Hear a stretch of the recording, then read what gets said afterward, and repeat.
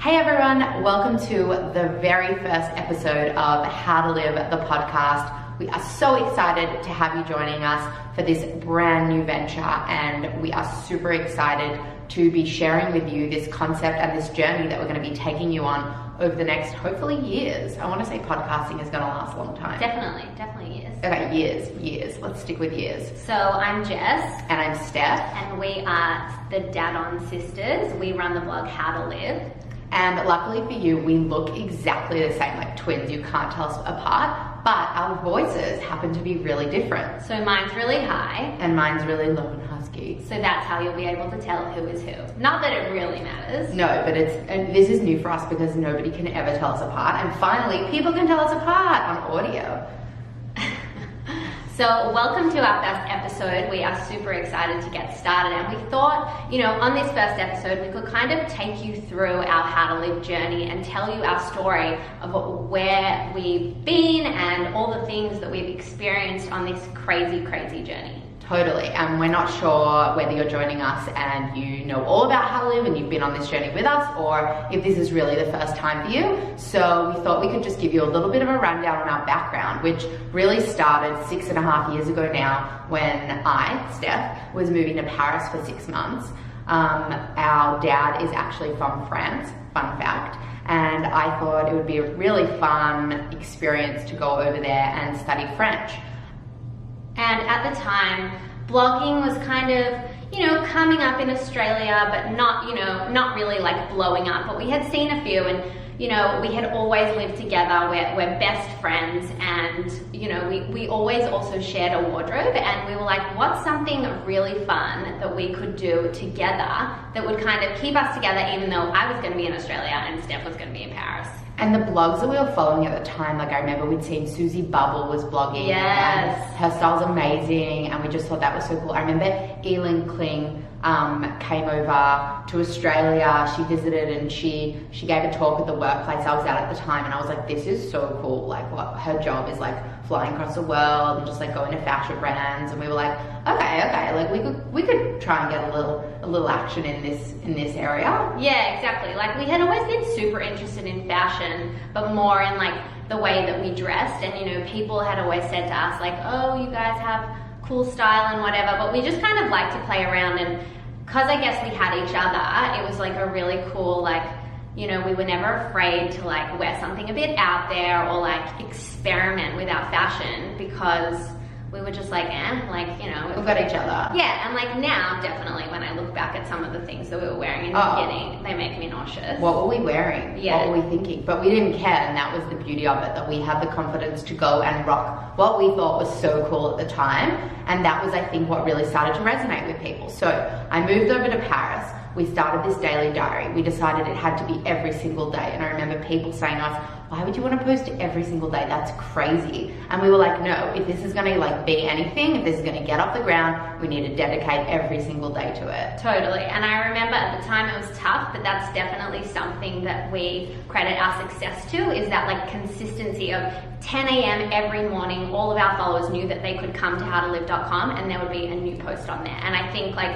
in the beginning it was really tough, and really looking back, we should have had a bank of like 50 posts, so that we weren't like every day like scrambling for new outfits like we were, but it really did pay off in the end. When we started, we didn't even launch with an Instagram, which is just so crazy to think about now. We started with a Facebook page, and we were like, all right, how are we going to get this blog out there? How are we going to get it noticed? How are we going to get people to see what we're doing? So we would do things like post on the Facebook page of any brand of the clothes that we were wearing. And slowly brands kind of started to pick it up, and they would kind of include us in an EDM or write a blog post about us or post about us on their Facebook page, and that was kind of how we started to gain our following in the beginning. So then it was September, and we'd been blogging for 3 months at this point. I was going over to meet Stef in Paris during my uni holidays, and it just so happened that my uni holidays perfectly coincided with Paris Fashion Week.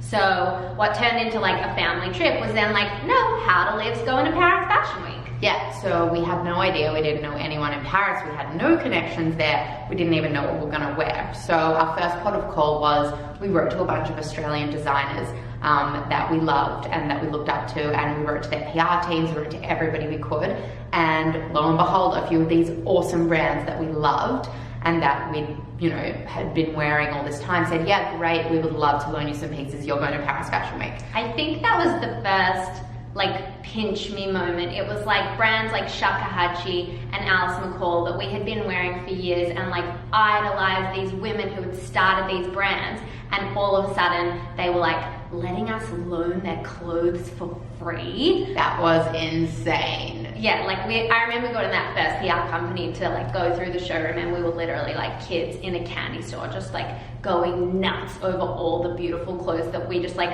had access to. It was the most bizarre situation. Yeah, so we had all these amazing clothes, and we were like, right, now we need to somehow go to these shows. We don't have any connections. So what we did was we somehow found, you know, through Google University is our favorite, and we basically just Googled all of the brands. We found PR contacts wherever we could, and we wrote to them and we're like, hey, we have this blog. You know, we tried to talk it up as much as we could. If anyone had shared it, we were like, you know, featured in this, anything we could find to make it sound, you know, somewhat cool. And we sent them our photos, and you know, at the time our photos were really strong, so that was great. And we said to them, we're coming to Paris for Fashion Week. We would love to come to your shows. So a few of the shows said yes, and mostly it was just kind of standing room. And some people don't know this, but you know, as someone who blogs, or even as a fashion student or a media student, you can actually write to these brands and request standing room at their shows, and sometimes they will say yes, which is a really cool little tidbit for you. Yeah, so we had a couple of shows that were saying yes. So there we were at Paris Fashion Week. We would go into some shows. If we weren't invited to shows, we would still go because there's such a buzz outside the shows, and you know, we would still dress up and people were taking our photo, and we were, you know, really we were just having a really fun time. That was like, we were like fully felt like celebrities. Like we would get out of the car in front of the shows, and like we would be like swarmed by paparazzi, and like we're just like laughing to each other, like, what's going on? Like, why do they want to take our photo, and where will these photos go? Like, you know, at the time we didn't even really know. So we were walking down the street outside, I think it was the Isabel Marant show. Yes, and we were wearing Alice McCall. Yes, this like powder blue matching set. And because we'd loaned all these pieces from designers, you know, there's everything in a collection kind of looks the same, has the same theme to it. So because of that, we were wearing matching outfits. And this woman came up to us and she was like, wow, I love what you're wearing. I love that you're at the forefront of this twinning trend. Could I take a photo of you? She took a photo of us and she was like, I'm actually the fashion editor of Grazia UK, which is a huge magazine. And she took a photo just on her phone. Like at the time it was very unassuming. We just thought she was like someone on the street who liked what we were wearing. Anyway, she emails us a few days later saying, I'm actually working on this piece on the twinning trend. Would you come to London, and do you want to be a part of this piece? So we were like, yeah, we're getting on a train to London tomorrow. We're like, oh yeah, we happen to be in London tomorrow. Yeah. We didn't. We just got on the train. No, obviously we were going to London. So then we went for this interview, and then I think it was a couple months later, this 3-page spread in Grazia UK ended up being printed about us. You know, how to live, the Dadon sisters being at the forefront of the twinning trend, comparing us to people like the Olsen twins and like all these incredible people that are our style icons, and really like painting us as these huge Australian bloggers. And it ended up being printed all over the world, in Australia, in United Arab Emirates, everywhere. And the thing is, you know, they say fake it till you make it, and that just really rang true at that point for us. We weren't really anything. We were just these girls from Australia that were writing to each other across the world, and having those articles really, you know, caught the attention of brands. And then all of a sudden we were in this whirlwind of people writing to us saying, hey, do you want to come and style this for our collection? Do you want to be in our campaign shoot? All these incredible opportunities came our way because of all of those things that led up to that one point. And I think people often say to us, you know, like, what's the secret? Like, what was the key to your success? And I think definitely at every kind of step, it's hustle. Like at the core of what we do, it's like hustle and putting ourselves out there and not being afraid for people to say no, because literally, like, you know, maybe from the outside it looks like all these amazing opportunities, but I can't even tell you how many no's we receive. Like, for every one yes, it's 30 no's. And like, in the beginning, those no's are like knives in your heart, but then, you know, it kind of like, you get a thicker skin and you just like get into it, and now like it's just like water off your back. It's no big deal. Well, to be fair, like, we do still get no's, and it's still a blow. Oh, we get no's all the time. And it's yesterday. Yeah, exactly. Like a huge job that we thought we had, and then it just completely fell through, and we'd done all this planning for it, and we were like, oh, you know, like, it's still, you can't help but it getting to you. But I think that, yeah, we have developed a thicker skin and developed ways of having some perspective on that, and being able to move forward and not let it dampen your spirits, which I think is really important. And for sure, at the core of that, I think also is having each other. And I think that's so important for people. You know, some people don't have a sister that they're super close with, but, you know, whether it's a friend or a partner or another family member, you know, just having someone in it with you who backs you 100%, and you know, no matter what, you have their support, that is invaluable in life, and I think in business as well. Totally. So I feel like we need to give a shout out to the person who gave us that start, who was the fashion editor of Grazia, which was Hannah Almassi. Thanks, Hannah. Love you. Thanks, Hannah. If you ever come to Australia, we'll take you out. Yeah, hit us up. Seriously. Okay, so 6 months into the blog, we were approached by Windsor Smith, who are an awesome shoe company in Australia that we really looked up to. We love their shoes, and they invited us into their showroom, and they wanted us to design a capsule collection of shoes for them. Oh my God. Can you imagine us when we received that email? We were just like in absolute hysterics. Like, at the time, Windsor Smith was like the shoe on every girl's foot, and it was just like an absolute dream.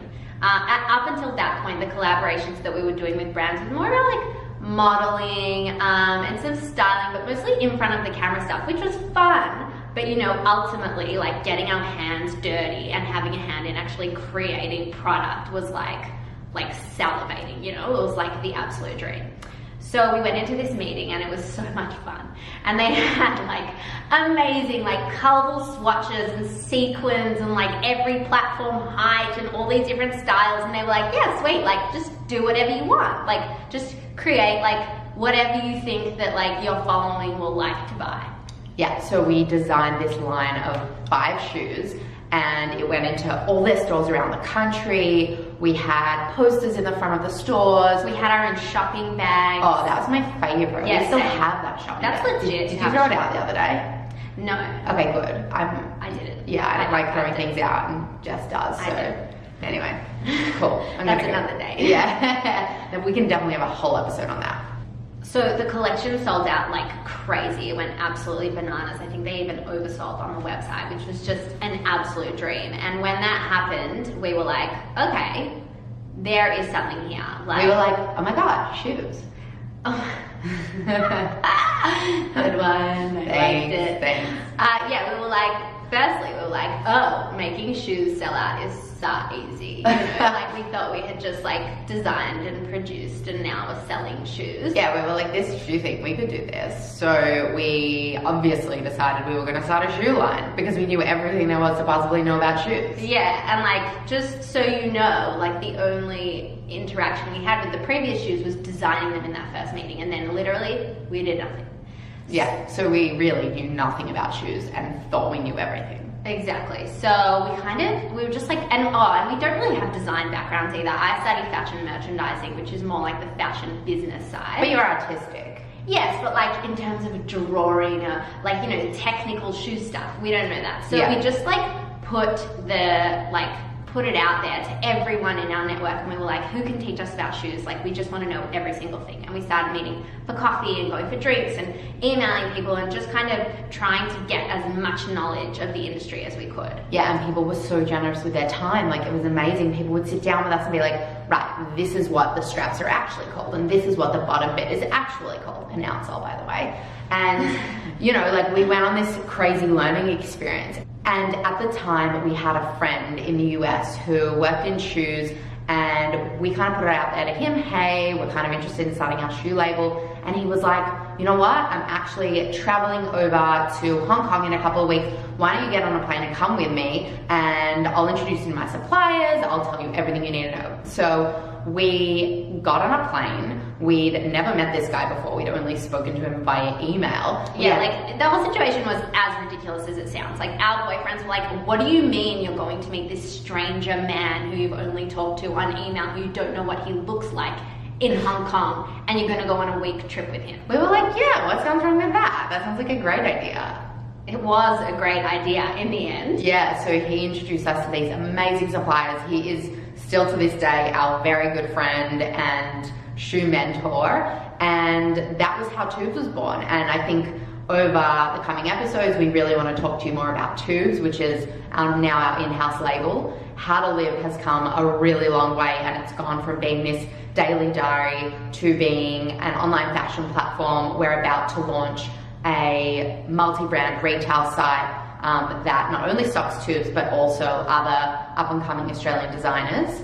And we're at this like really exciting time in our business where, you know, for the first few years it was literally just the two of us and maybe, you know, one other person at any given time, where now, you know, we've really built out our team and we've got like girls in the office. And we have an office and it's pink. It's pink and we have office dogs and it's amazing. It's so good. If you watch this video, you can see Pat, he'll make appearances. But yeah, so what, you know, we're running this business and we're constantly learning every single day, and I think that's where the podcast comes in. You know, that we have had along our journey so many amazing mentors be so generous with their time and help us and teach us, and we really just want to like open the forum and just, you know, we're constantly learning and we feel like there's so much opportunity for shared learning with our community. So let's talk about mentors for a sec. Yeah, mentors are the key to our success. Completely. Like, we didn't realize this. Actually, it was about a year after we'd started Tubes, or maybe 6 months even, that we got into this startup program,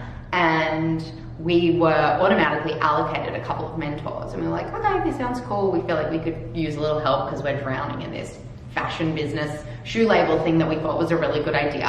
And we got paired with a couple of amazing mentors that really helped us and shared their knowledge and really built us up to where we are today. And one of those mentors, actually both of them we still chat to now. And so, you know, since then we've gone on to have a bunch of different mentors, and we now have this kind of pool of people who we draw upon when we need, depending on what we need. And, you know, it really is a mutually beneficial relationship where, you know, often that mentor is somebody who's really experienced and you feel like you couldn't possibly teach them anything, but we've gotten the feedback that, you know, through mentoring, they've learned a lot as well. We support their businesses, we help them out wherever we can. Obviously, social media is something that gave us our start and is something we know pretty well. So, you know, we give back in that way. And so, you know, yeah, that was where this idea for this podcast came about, was, you know, we're having these private conversations with these mentors, and why wouldn't we be having them in public with all of you guys and sharing that knowledge? Totally. And, you know, that's business related and about building your brand and how to run, you know, a day-to-day business. But then, you know, it's also personal. And, you know, I think we're all in 2018, you know, we're all listening to podcasts and trying to like figure out how to live our best lives. And I have a favorite podcast about decluttering that's literally changed my life. And, you know, there's so much opportunity for growth here. And we thought it's such a cool, fun forum to be able to do it in. And I don't know if you've noticed yet, but we are very, very honest people. We don't hold back at all. We are happy to share our wins, our losses, and everything in between. And so we really just want this to be a place where we are completely honest with you guys about what's going on in our mainly work life, but, you know, where relevant, personal lives as well. And for you to kind of come on this journey with us, and hopefully you'll get as many learnings out of it as we do. And so the podcast will have a strong female theme. You know, a lot of our mentors are incredibly established business women that we love to learn from. And something that we've kind of discovered through ourselves getting into business is that there aren't enough of us around. what is going on? Where are all our lady friends? Totally, like even when we were on that accelerator program, when we just started Tubes, we were the only women in the program, like, and it was an awesome program, and there were so many amazing entrepreneurs, and 10 of them were men, and then there was just us. And they did mention to us as well that they wanted more women, they just didn't really have many applications. And then, you know, we started to kind of research why that is and why women don't feel like they can put themselves out there as much as men. And you know, it's 2018 and let's all just get on board and be powerful chicks. Woo! Woohoo! Go girls! So something that we've also started through our business is Too Good, which is this initiative where we give grants to other female entrepreneurs looking to start their own business. And that's something that's super important to us. So we kind of went, all right, this is the issue. Why aren't there that many women in business? And we think, you know, there's definitely a confidence issue. And having had so many amazing female mentors donate their time to us, we thought, all right, we want to be giving this back, not only through a money grant, so we give grants of up to $5,000 at a time to women looking to start their own businesses, but also we want to mentor those women. So we are just about to give our first grant, which we're super excited about, and we will definitely be talking about that more on the podcast. We can't wait to share with you who this incredible woman is. And you know, values in general is something that's really important to us to bring to our business. We are huge, huge animal lovers, as you will hear heaps about, no doubt. Oof, I love animals. Well, they're so cute. They're so cute. Yeah, we have an animal right next to us, actually. He keeps getting up and wagging his tail and ruining our audio. Yeah, totally. We're like trying to be mean to him, but then like to tell him to stop, and then we burst out laughing and we're like, you're so cute. So yeah, being animal friendly is something that is really important to us. Tubes, our shoe label, is completely animal friendly, and all the brands that we stock through the How to Live store are also animal friendly. We actually have had a couple of pop-up shops for the How to Live store so far, which have been awesome. Obviously pink, and yeah. Is there any other color? No, I see in pink. I just see, like dogs see in black and white, I just see in pink. I just want to see in pink. True, well I just see in pink because we keep putting pink everywhere, so it's really that's true. And another thing that's really important to us in everything that we do is bringing that inclusivity aspect. So right from the beginning when we launched How to Live, you know, we had people coming to us saying, wow, you know, you guys are giving me the confidence to like not care about what other people think, and that is just like the best Beyonce song to our ears. It is like absolute gold to us, and we just feel like everyone should feel like they have a place, and your place is with us. So that's really important to us as well. Just, you know, keeping in mind that we don't want to exclude anybody, and if someone feels unwelcome, they are always welcome at How to Live. Totally, we are a safe, happy place, and we love it when we throw events and we get all our followers together, and people say to us, what's your demographic? We're like, people love to ask what your demographic is. I know, but for us it's so diverse. There's no just straightforward answer to that, because we'll just, you know, have this huge range of people. It's not just for women, it's not just for young people, it's really, it's just like we're a bunch of misfits who all came together because we don't care and we fit in here. Exactly. So we thought it could be a little bit fun if we wrap this one up with some quick fire questions to each other, just so you can learn a little bit more about us. We don't want to overload you on the info because there is plenty of time for that over the coming years, as we established. So let's go with the quick fires. Okay, so we actually haven't told each other what these questions are, so we literally have no idea, and whatever reactions you hear are totally genuine. So here we go. I, Stef, am asking you, Jess, quick fire question. Ready? And if you were expelled from Australia, what country would you live in? Oh, I was gonna say Hawaii. That's not a country. I'd live in the US, but I'd go to Hawaii. Yeah? Is that your final answer? Yeah. Okay. What's your favorite yoga pose? I knew you were gonna ask me that. About yoga? Yeah, I knew you were gonna say, what's your favorite yoga pose? I just felt it. Because you're actually happy baby. Okay, I don't know what that is. You can show me later. Favorite color M&M? Brown. Oh, I thought you were gonna say blue. It's Matthew McConaughey and what's that movie called? Yeah, I don't know. How Long Guy? No. It's Wedding right. Planner. No, it's the Wedding Planner. Yeah. What celebrity would you leave your boyfriend for? Oh, there's so many. Hi, Smells. Zac Efron, because I wanted to from High School Musical when I was little. Okay, if you could eliminate one problem from the world, what would it be? Homelessness. Yeah? Yeah. Cool. That's fun. And people eating animals, but I just never think that's gonna happen. Yeah, but it was a fantasy. Okay, both. Okay, my turn. Yeah. What did you study at uni? Professional communication. Do you want to explain it to people? Yeah, it Like, was. people like to know. Totally. It just makes me sound fancy if I just leave it at professional communication. But it was a combination of media, journalism, and PR. Cool. What's your favorite thing to order on Uber Eats? So many things. I'm gonna go with Spud Bar because I get that all the I time. knew it was going to be Spud Bar. I mean, it's not my favorite, it's just my staple. Yeah, okay. Your ultimate podcast guest? Oh, Iris Outfell. Good one. Okay, what app do you spend the most time on your phone? Oh, at the moment, it's actually Headspace. That's a great answer. Good for you. I was embarrassed for you if it would be Instagram. Definitely not Instagram. Okay, last question. Who do you love most out of all our animals? Oh my god, I'm not even kidding. I was actually going to ask you that. No! Okay, I'm gonna say Hallie because she's the oldest. Good one. Hallie. So guys, just so you know, we have, how many animals do we have?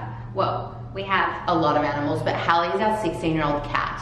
And so she has our heart. We have 3 dogs and 2 cats. It's a lot. Yeah. So in case you're probably confused by, you see them on Insta stories, people always write to us, holy crap, how many animals do you guys have? That's how many, 3 dogs, 2 cats. Okay, well, I think that's all from us today. Yeah, I think that was fun. I hope you guys enjoyed it. I really enjoyed it. Yeah, leave some feedback, however you leave feedback on podcasts. We'll figure it out. We'll research it later. Totally. Yeah, we're super excited about starting this journey with you. We've got some amazing guests lined up and we just can't wait to get podcasting.